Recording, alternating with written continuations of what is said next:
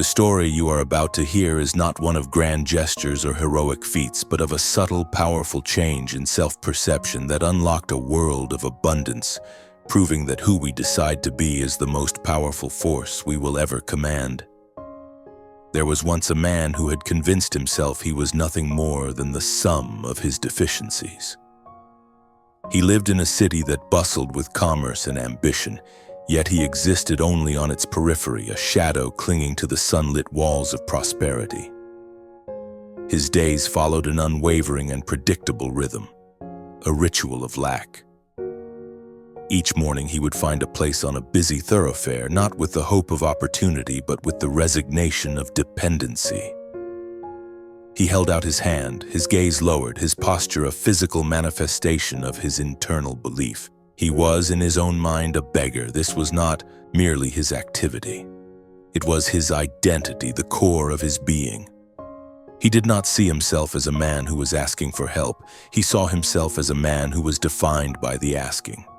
His thoughts were a constant looping echo of this identity. He saw the world as a place of givers and takers, and he had long ago accepted his role as the latter. He watched people hurry by, their faces set with purpose, their strides confident. To him, they were a different species. They were the producers, the creators, the contributors. They had something to offer the world, and in exchange the world rewarded them. He, on the other hand, felt he had an empty vessel. He produced nothing, created nothing, contributed nothing. Therefore, it was only logical that he should receive only the spare, fleeting charity of strangers. This belief was not a source of active sadness anymore. It had calcified into a simple, unchangeable fact, as certain as the rising of the sun. He was a creature of need, and the world was a vast, indifferent ocean of supply from which he could only hope to catch the occasional drop.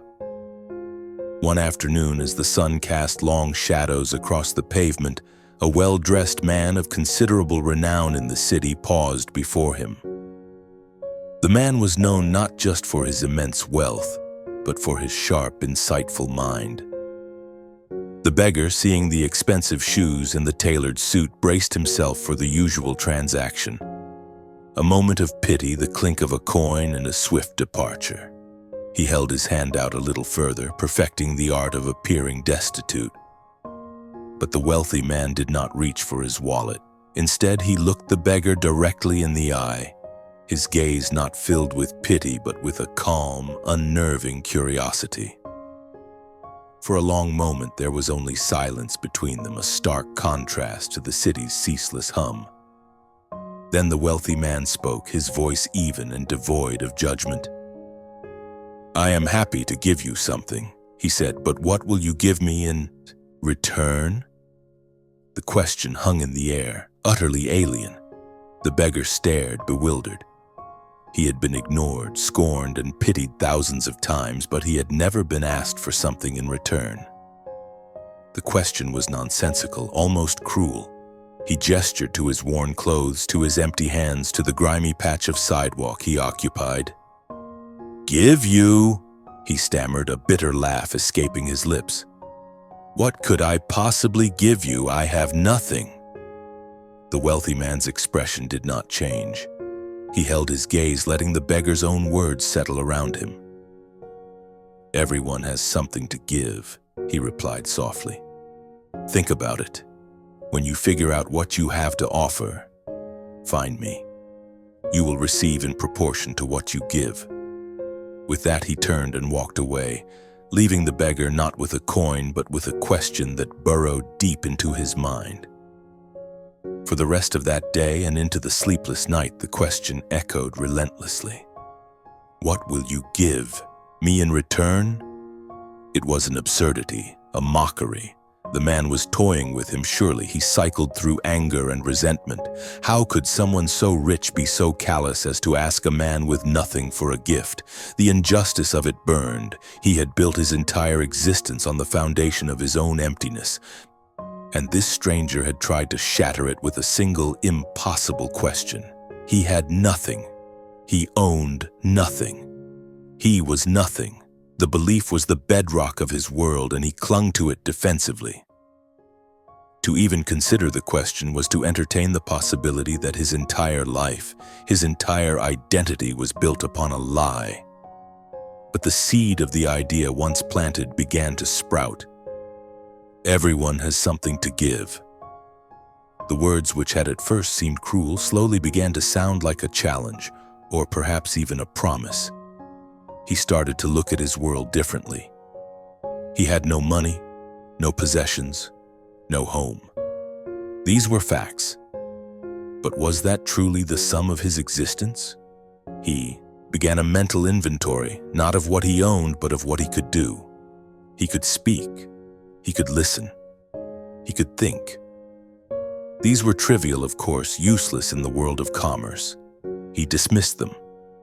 He continued his search, his mind, for the first time in years, engaged not in the passive acceptance of his fate, but in an active, desperate hunt for value. His eyes scanned his meager surroundings, the concrete, the litter, the endless parade of hurried feet. And then he saw it.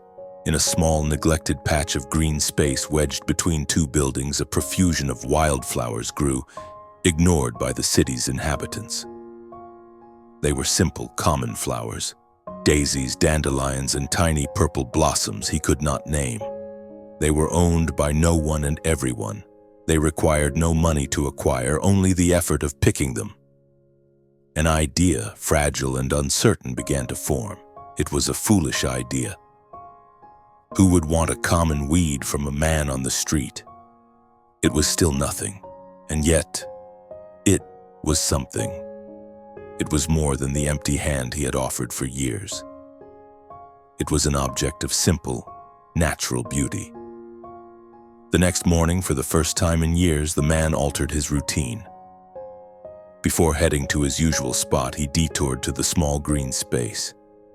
He spent a few minutes carefully picking 24 of the freshest, brightest flowers he could find. He held the small, colorful bouquet in his hand. It felt strange, foreign. His hands were accustomed to being empty, cupped for receiving. Now they were full, prepared for giving. He felt a profound sense of self-consciousness as he walked to his spot. He felt like a fraud, an imposter playing a role he did not understand. He was a beggar, not a florist. What was he doing? He took his place, but instead of holding out an empty palm, he sat with the small bouquet of wildflowers resting beside him. He did not know what to do next. The script of his life had changed, and he had no lines. When the first person approached and dropped a coin near him, the man hesitated. Then, acting on the impulse that had guided him all morning, he picked up one of the small purple flowers and held it out to the person. "Thank you," he said, his voice raspy from disuse. "For you." The person, a woman on her way to work, stopped in her tracks. She looked from the coin to the man to the delicate flower. A flicker of surprise, then a slow smile spread across her face. She took the flower. "Thank you," she replied, her tone genuine. "That's beautiful." This small exchange sent a tremor through the man's being. It was utterly different from any interaction he had ever had. It was not a transaction of pity, but one of mutual exchange. He had been given a coin. He had given a flower. He had been thanked. He had been seen not as a void to be filled, but as a person who had offered something of value, however small. Throughout the day, he continued this new ritual. For every coin he received, he offered a flower in return. The reactions were transformative. People who would have normally hurried past without a glance now paused. They were intrigued.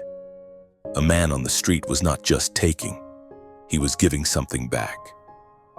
Some refused the flower, confused, but many accepted it with a smile. They were no longer just dropping a coin out of a sense of duty or guilt. They were participating in a fair trade. A coin for a flower, a moment of beauty for a piece of metal. He noticed that the coins he received were often of higher value than before. People gave more generously, more cheerfully. It felt less like charity and more like a purchase. By the end of the day, he had given away all his flowers and he had received nearly 3 times his usual amount. But the money was not the miracle. The miracle was the feeling blooming inside him. He had spent an entire day not as a beggar but as a merchant of small joys. He had been a giver. He repeated the experiment the next day and the day after that. Each morning he gathered his inventory of wildflowers. Each day he engaged in these small acts of exchange. His confidence grew. His gaze lifted from the pavement. He started to make eye contact with people, to offer a quiet smile. He was no longer a faceless symbol of need. He was the flower man, a known character on the street. People began to seek him out, not just to give him money, but to receive their flower. They looked forward to the brief, pleasant interaction. He was adding a tiny measure of beauty and kindness to their day, and they were rewarding him for it. His identity was subtly rewriting itself line by line with each flower he gave away. He started to see the principle the wealthy man had spoken of. You will receive in proportion to what you give. He had given nothing, and so he had received the bare minimum laced with pity. Now he was giving something small, yes, but something. And he was receiving more in return, laced with respect and appreciation. The flowers were a symbol. The real thing he was giving was value. He was creating a positive experience for others. He began to think bigger. What other value could he create? His mind, once a barren landscape of lack, was now fertile ground for new ideas. With the extra money he was earning, he bought a small vase to keep his flowers fresh. Then he bought a small stool to sit on so he could look people in the eye more easily. These were not just creature comforts. They were investments in his new identity.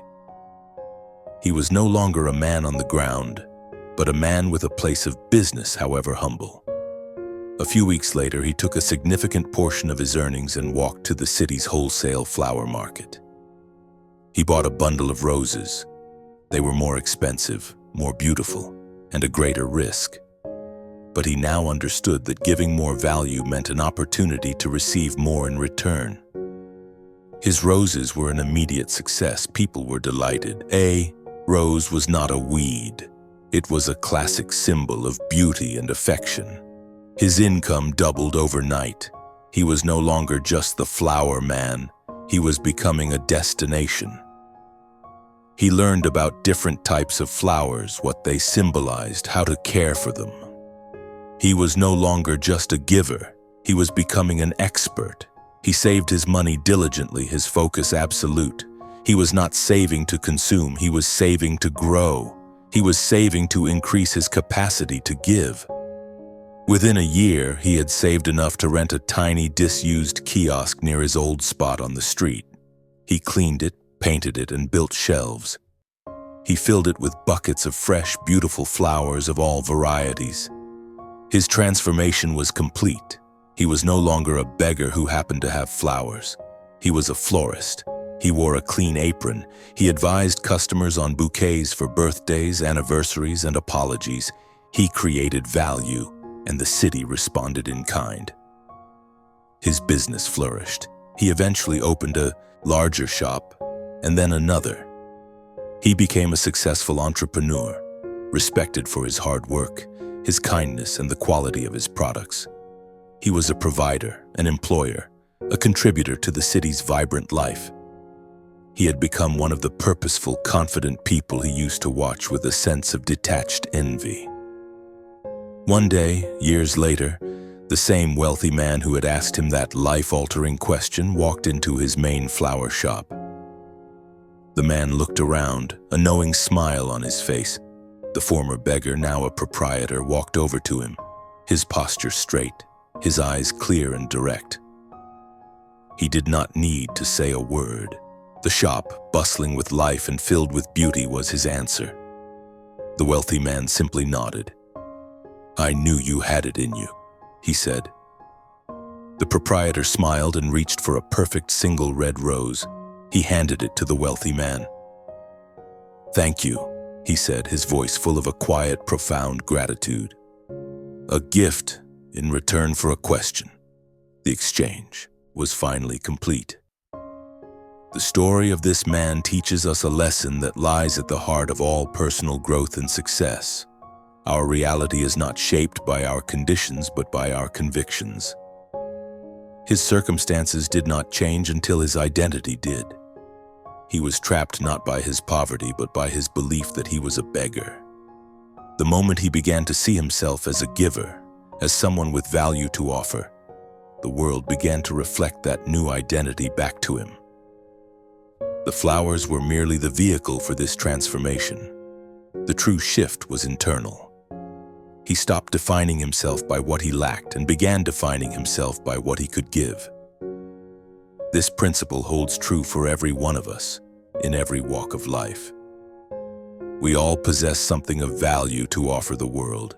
It may not be money or material goods. It may be our time, our knowledge, our kindness, a word of encouragement, or a unique skill.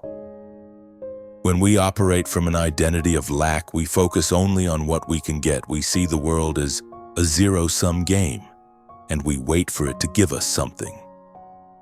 But when we shift our identity to one of a giver, a creator, a contributor, our focus changes. We start looking for ways to add value to the lives of others. And in a world that operates on the fundamental law of exchange, value given is always, eventually, value returned.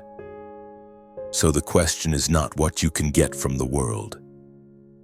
The question is, what will you give in return? For in the answer to that question, you will not find your fortune. You will find yourself.